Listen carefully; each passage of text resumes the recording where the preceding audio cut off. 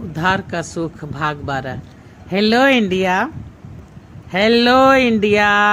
बड़ों को ढेर सारा प्रणाम, छोटों को ढेर सारा प्यार। और मेरे सारे सब्सक्राइबर कैसे हैं आप सबको ढेर सारा राम राम। गणपति बप्पा मोरिया।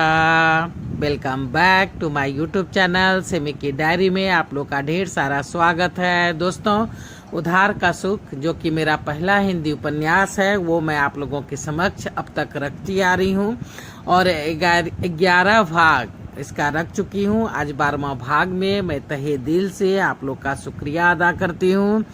अब तक आप लोगों ने देखा कि ठाकुर अभय सिंह जो है सो उनकी मौत हो चुकी है और उन्होंने चिट्ठी में अपने बेटे नमन को, जो कि उसे जिंदगी भर मौसा जी कहते आया, उसे अपनी जिंदगी के बारे में सारी बातें बता के इस दुनिया से चला जाता है। नमन खत पढ़ के सोचते सोचते सो ही गया था कि तब तक उसकी माँ जो है सो गांव से वापस आ जाती है और लाइट जला के पूछती है कि तुम यहाँ अंधेरे में क्यों सोए हो, चलो मेरे साथ बाहर चलो।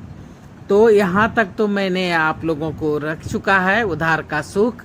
अब उद्धार के सुख का 12वां हिस्सा मैं आप लोगों के समक्ष रखने जा रही हूँ। तो अब देखिए कैसा लगता है कि नमन के गांव से आने के बाद ही एक दिन चंदा ने गांव के वरिष्ठ और कुछ इज्जतदार लोगों को खाना पे हवेली में बुलाया और नमन के बारे में सभी बातें सच सच बता दी थी। नमन दुर्गा तथा कुंवर के बेटे हैं, यह सुनकर गांव वाले दंग रह गए थे। पूरे गांव में इस बात की खबर फैल गई थी कि वो जो आए थे मेहमान, वो जो मेहमान उस दिन आए थे कुंवर ठाकुर साहब के हवेली में, वो उनके बेटे हैं। ये सुन के गाँव वाले सब दंग थे। चंदा और दुर्गा एक दिन मंदिर से वापस लौट रही थी तो रास्ते में उसे सुनैना मिल गई, जो कि नदी में नहा धो करके वहीं बैठी हुई थी, घर आने के लिए तैयार हो रही थी। तभी दोनों बहनें उस अपूर्व सुंदरी को देखकर चकित रह गई। चंदा जो अपने जमाने में खुद बेहद खूबसूरत थी, अपने आप में शर्मा गई कि मुझसे भी खूबसूरत है ये, और इस दुनिया में शायद और भी इस तरह की बहुत सारी खूबसूरती औरतें होंगी और इसे लड़की को खुद भी पता नहीं कि ये कितनी सुंदर है। एक मैं थी कि घमंड और अहंकार में हमेशा सातवें आसमान पे ही चढ़ी रहती थी। दुर्गा पूरा रास्ता मौन रही, वह मन ही मन कुछ सोचते हुए हवेली आ गई थी। ठाकुर साहब को प्रणाम किया, पूजा के कक्ष में पूजा की थाली रखी और दोनों बहनें आके सोफा पे बैठ गई। तब तक गिरजा काकी, जो दुर्गा के समय से ही हवेली में काम कर रही थी, चाय बना के ले आई। दोनों बहनें चाय पीते हुए इससे बात कर रही है गिरजा काकी से। दुर्गा बोलती है, गिरजा काकी ये सुनैना कौन है काकी, कहाँ रहती है, इसके बारे में कुछ पता है? तो गिरजा काकी सारी बातें बता रही है। अरे वो अंधी लड़की, क्या बताऊं बेटी, बड़ी दुख भरी कहानी है उसकी। उसके पिता संगीत के महान कलाकार थे, महान ज्ञानी थे, अमरनाथ नाम था उनका। वो अनाथ आश्रम में पढ़ लिख के बड़े हुए थे। एक तो अनाथ, आगे न पीछे कोई और न कोई रोकने टोकने वाला, इसलिए वो फौज में भर्ती हो गया। उसे संगीत का बहुत शौक था, बहुत संगीत का ज्ञान था, बहुतों से शिक्षा उसने प्राप्त किया था। एक तो फौजी, ऊपर से अनाथ, साथ में एक कलाकार, भला ऐसे लोगों को लड़की कौन देता? सो उसकी शादी नहीं हो पाई थी। देखते ही देखते अमरनाथ की उम्र निकल गई थी। वो 40 साल का हो करके भी अभी तक कुमारा था। एक दिन मुंबई में सुबह सुबह समुद्र के किनारे बैठा सितार बजा रहा था कि किसी के पास से ही पानी में कोई औरत के कूदने की आवाज आई। पानी में किसी के कूदने की आवाज आई। देखा तो एक सुंदर सी लड़की डूबी जा रही है। उसने सितार रखा और तुरंत उस लड़की को कूदने के लिए उसमें छलांग लगा दिया। लड़की बेहोश हो चुकी थी। सो अमरनाथ उसे अस्पताल ले गया। प्राथमिक उपचार के बाद उसे होश आ गया तो वो फुट फुट के रोने लगी। अमरनाथ से बोली कि क्यों बचाया आपने मुझे, मैं मरना चाहती थी। अमरनाथ उसे बहला फुसला करके अपने घर ले गया। लड़की ने अपने बारे में बताना शुरू किया कि मेरा नाम चमेली है, मैं भी अनाथ हूँ। मेरे माँ बाप के मरने के बाद मामा मामी ने मुझे पाला पोसा और अब एक बुढ़े के हाथ मुझे बेच दिया। उसने जो है सो मेरे साथ जबरदस्ती शादी करने का उसने सोचा था। हम तो स्टेशन पे काफ़ी भीड़ थी, जिसका फायदा उठा करके हम दूसरे रेलगाड़ी पे चढ़ गए और इस शहर तक आ पहुँचे। पर यह शहर तो और भी बहुत ही खराब है। जबरदस्ती कुछ गुंडे मुझे उठा के ले गए और मेरी इज्जत लूटना चाह रहे थे कि संजोग से मेरे चिखने चिल्लाने पे पुलिस वाले आ गए। गुंडे तो भाग गए पर उस पुलिस वाला का नियत खराब हो गया, भला फुसला कर मुझे अपने घर ले गया। मैं भी पुलिस समझ करके चली गई, पर जब उसने भी मेरे साथ जबरदस्ती करना चाही तो मैंने उसका सर फोड़ दिया। घर जो है सो उसके खून से लहूलुहान हो गया। पता नहीं वो जिंदा है या मर गया। बस इसी डर से मैं आत्महत्या करने के लिए पानी में कूद गई थी। चमेली देखने में बहुत ही खूबसूरत थी, उसकी उम्र भी ज़्यादा नहीं थी, 18-20 की वो रही होगी। उसे अमरनाथ अच्छा लगा सो उसके पास रहने लगी। यहाँ उसे किसी तरह का कोई भी खतरा नहीं था। फिर बाहर पुलिस भी उसे खोज रही है, ये सोच के उसने बाहर निकलना ठीक नहीं समझा। शुरू में तो कुछ ऐसा वैसा नहीं था। फिर दोनों ने शादी कर ली। शादी के 1 साल के बाद ही सुनैना का जन्म हो गया। जो 2-4 साल तो सब ठीक रहा, पर बाद में चमेली का व्यवहार खराब होता चला गया। अब तो उसे ना ही अंधी बेटी अच्छी लगती थी और ना ही बूढ़ा पति। सो एक दिन किसी पैसे वाले लड़के के साथ न जाने कहां से गायब हो गई। अमरनाथ पर तो जैसे बिजली ही टूट पड़ी। वो बूढ़ी नौकरानी थी, लक्ष्मी का कमाल था, जो अमरनाथ को भी संभालती और अंधी सुनैना को भी। अमरनाथ का दिल जो है सो वो टुकड़ी टुकड़ी हो गया था। नौकरी छोड़ दिया, दिन रात शराब के नशे में चूर रहने लगा। पर दुख ने उसे ऐसा दर्द दिया और देखते देखते वो अच्छे संगीतकार के रूप में उसकी चर्चा होने लगी। शायद भगवान को कुछ और ही मंजूर था। वो अच्छा संगीतकार बन तो गया, पर कुछ ही दिन तक वो जिंदा रह पाया। मात्र 10 साल की सुनैना को ही अपनी दाई लक्ष्मी के भरोसे, नौकरानी लक्ष्मी के भरोसे उसके हवाले कर वो दुनिया से चला गया। घर तो भाड़े का था, जमा पूंजी भी कुछ ज़्यादा नहीं थी। बेचारी लक्ष्मी क्या करती, सब कुछ बेच करके सुनैना को अपने घर ले आई। पर वहाँ तो उसके बहू बेटों का खुद ही बुरा हाल था, गरीबी खुद ही बहुत ज़्यादा थी। कुछ दिन तो सुनैना वहाँ रही, फिर उसके बहू बेटों ने सुनैना को घर से निकाल दिया। गांव की मुखिया की माँ तीर्थ यात्रा कर लौट रही थी, वहीं रेल में सुनैना गाना गा के भीख मांग रही थी। बेचारी को इस पर दया आ गई, सो अपने साथ लिवा लाई। करीब 6 साल हो गए हैं तब से वो इसी गांव में है। बेचारी दिन रात घर में ही काम करती है, खेतों पर भी जाती है, पर फिर भी घर की औरतें दिन रात गाली गलौज करते रहती है, मारते पिटते रहती है। बेचारी को तो बुढ़िया का प्यार ही खींच के रखा था, पर इधर 2 महीना पहले बूढ़ी भी मर गई है। अब पता नहीं उस बेचारी का क्या होगा। दुर्गा कुछ देर कुछ सोचती रही, फिर बंसी काका से बोली, काका जरा मुखिया काका को बुला लाना।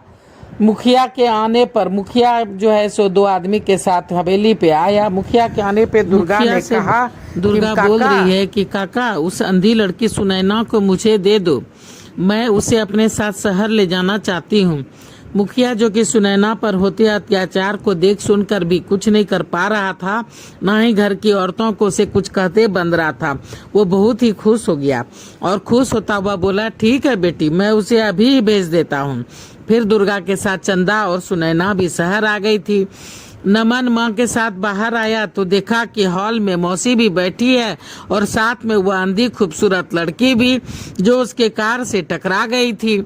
उसकी माँ ने उसे बिल्कुल सजा धजा करके गांव से लाया था, वो बहुत ही सुंदर लग रही थी। नमन ने मौसी के पैर छुए, मौसी प्रणाम मौसी।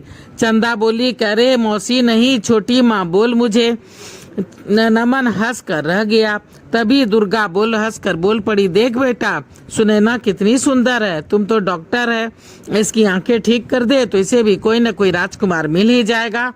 पता नहीं बात माँ ने मजाक में कही थी या फिर बेटे की आंखों में कुछ उसे दिख गया था।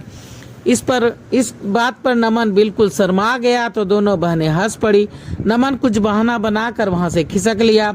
सुनैना जिसके नयन तो सचमुच में बहुत सुंदर थे, पर उसकी ज्योति नहीं थी, वह बिल्कुल लजा गई। तभी दुर्गा ने आवाज लगाई, पारो इसका सामान ऊपर वाले कमरे में रख दे और फिर इसे भी पकड़ करके ऊपर ले जा और पूरा घर और सब जगह अच्छे से दिखा दे, सब चीज घुमा दे।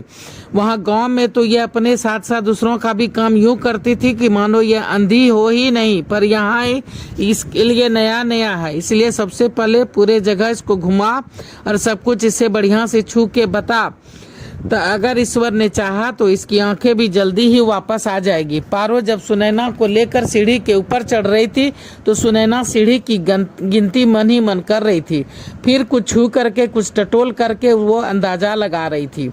पारो सुनैना को पूरा ऊपर नीचे पूरा हवेली घुमाती है, सब कुछ बताती है। पारो ने पूरा घर द्वार सब कुछ घूम करके देख लिया। उसके बाद पारो ने सुनैना को उसे उसके कमरे में पहुंचा दिया था। सुनैना वहां भी सब कुछ टटोल करके देख लिया, छुआ, पूछा। फिर पारो को बोली कि ये चीज है, ये चीज है। तो पारो हंस पड़ी, बोली हाँ बिल्कुल सही बोल रही हो, अब तो मैं जाऊं, तुम्हें कोई दिक्कत तो नहीं होगी। सुनैना ने एक बार फिर से सब कुछ छुआ, टटोल कर देखा और पूछा कि ये सब बिल्कुल मैं सच बोल रही हूँ। तो पारो ने कहा हाँ बिल्कुल ठीक। तब सुनैना ने हंस कर कहा कि अच्छा दीदी अब तुम जाओ, मैं जरा स्नान कर लूँ। सफर से थकी होने के कारण सुनैना जब स्नान करके आई तो उसे नींद आने लगी। बाल धोए थे सो बिछावन पर लेटते ही उसे नींद आ गई थी। सभी सफर के कारण थके हुए थे, सो सोचा रात का जल्दी से खाना खाकर आराम किया जाए। दुर्गा ने पारो को आवाज लगाई, जा सुनैना को खाने के लिए बुला के ले आ। जब सुनैना के कमरे में पारो गई तो उसे देखती ही रह गई। वैसे तो उसकी दोनों मालकिन भी सुंदर थी, पर सुनैना की तो बात ही कुछ और थी। दुधिया संगमरमर जैसा गोरा बदन, तीखे नाक, पतले लाल ओठ, इतनी खूबसूरत आंखें, फिर ऊपर से इतनी लंबी मुलायम काली जुल्फे। पारो को ऐसा लगा जैसे सुनैना नहीं, ये कोई गरीब लड़की नहीं बल्कि कोई राजकुमारी सो रही हो। उसे सुनैना को गहरी नींद से उठाना अच्छा नहीं लगा। नीचे आकर बोली वो बहुत ही गहरी नींद में है, सो मैंने उसे उठाया नहीं।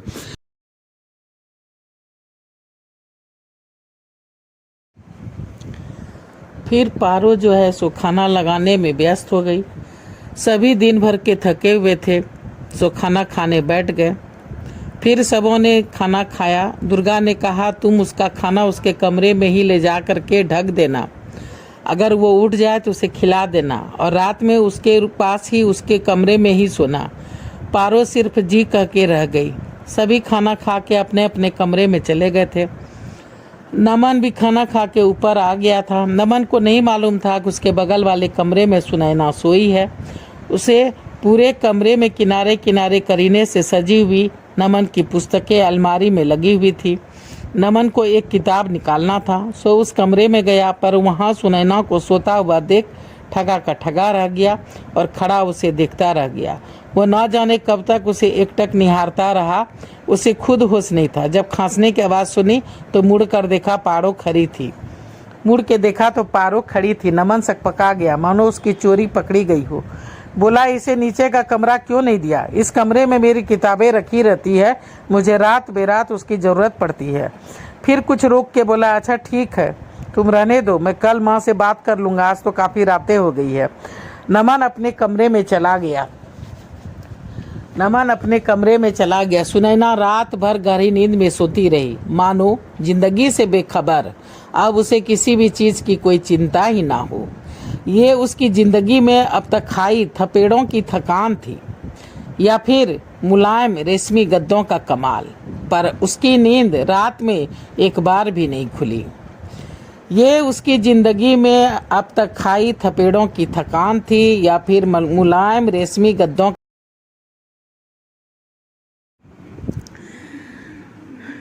ये उसकी जिंदगी में अब तक खाई थपेड़ों की थकान थी या फिर मुलायम रेशमी गद्दों का कमाल, पर उसकी नींद रात में एक बार भी नहीं खुली। तो चलिए दोस्तों, उधार के सुख का 12 एपिसोड यानी 12वां भाग मैं यहाँ समाप्त करती हूँ। 13 एपिसोड 13वां भाग लेके फिर मैं आप लोगों के समक्ष आऊँगी। अगर पहली बार चैनल पे आए हैं तो सब्सक्राइब कीजिए, लाइक कीजिए, शेयर कीजिए, कमेंट्स कीजिए, ऑल का बटन दबाइए, बेल बटन ज़रूर दबाइएगा, भूलिएगा नहीं, ताकि जब जब मैं वीडियो डालूंगी तो आप लोग को नोटिफिकेशन मिलेंगे। तो अब मैं अपनी वाणी को यहीं पे विराम देना चाहती हूँ। जय भोलेनाथ, हर हर महादेव। और आप लोग का ढेर सारा थैंक्स मुझे सपोर्ट करने के लिए और मेरा वीडियो देखने के लिए। Thank you very much.